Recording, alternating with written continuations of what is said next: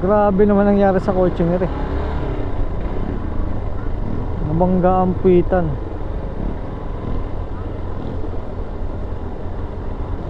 Wasak eh.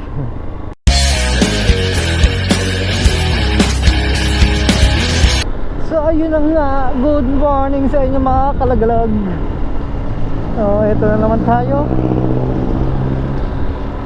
Gising na naman tayo sa gabi at tulog sa umaga. Yan ang buhay pagka panggabi eh.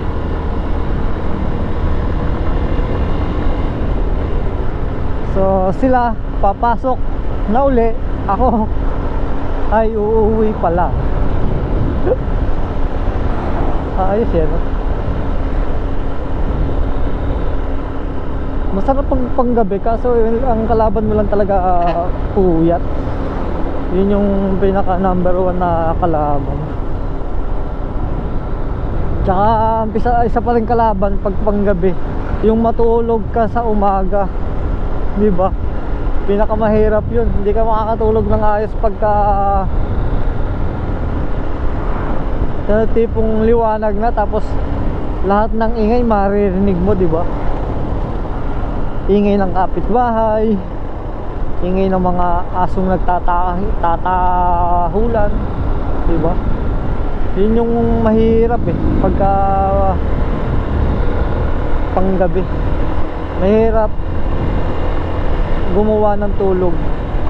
Pero sa akin naman, ako naman hindi nahihirapan gumawa ng tulog kahit umaga ako matulog. Basta ako lumapat ang likod, sureball yan.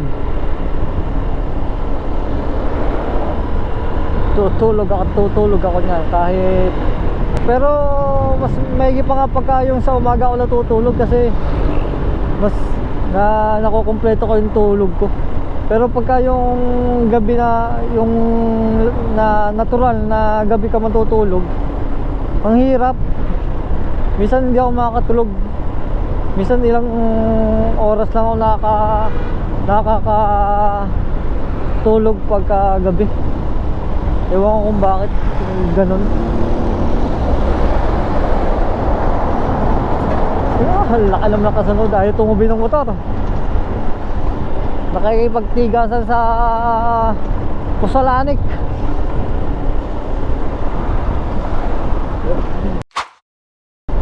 So yun, ang daming, ito lang yun, no? Di ba meron sa alam ko, Pangasinan ba, may ordinansa sila na sa buong Pangasinan, may ordinansa silang kailangan mag-best mula alas 6 ng gabi hanggang alas 6 ng umaga. So maraming nalilito sa part na yon, kasi akala nila nationwide yung ganun pagsusuot ng reflectorized vest. So yun yung daming nalilito na natatakot sila mahuli. Kasi meron akong katrabaho na naka-reflectorized vest. So sinabi ko naman, so safe naman yung may may reflectorized vest. So mas maganda nga yun eh. Ang kon lang, yung iba lang, kasi kaya sila nagsusuot, akala nila yung pinatupad ng batas ng Pangasinan, akala nila nationwide. Hindi naman yung nationwide. Pasin ko yun eh, simula nung yung batas na yun, narinig ko o napanood ko sa TikTok o kaya sa Facebook, na yung mga taga Ronya na nagbibideo na pag dumayo ka doon sa kanila, kailangan may reflectorized vest ka. So yun lang. Kaya ang iba napipilitan mag-vest, akala nila nationwide na batas yun. Hindi naman. Pangasinan lang yun. Pero magsuot na rin kayo. Kasi ikon na rin yun. Dagdag visibility sa atin. At para maging safe tayo sa daan. Para maging kita tayo. Kasi maraming motorista na tayo ay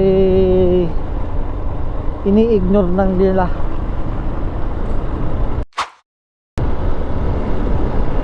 At ayun, dagdag ko rin, ang alam ko ngayong September, pagpasok ng September, manghuhuli ng LTO o anumang ahensya na ng LTO yung kanilang mga ginawang provider na manghuhuli ng no plate, no travel. Ang tanong doon, bakit manghuhuli si LTO ng no plate? Mismong sila nga hindi makapag issue o hindi makapagbigay ng plaka sa mga motorista. Tapos sila pa yung manghuhuli ng no plate, no travel. Diba? Nasaan yung kondom?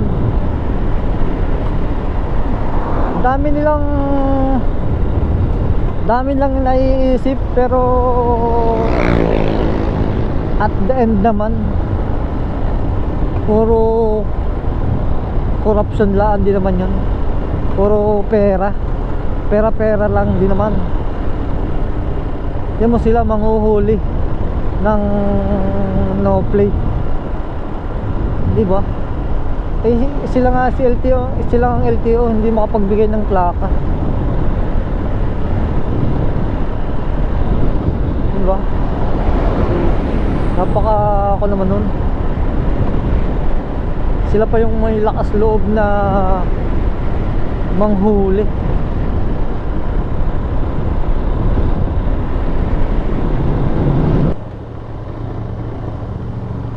Grabe naman nire.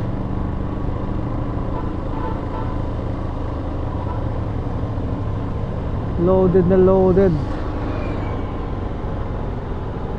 Pasok.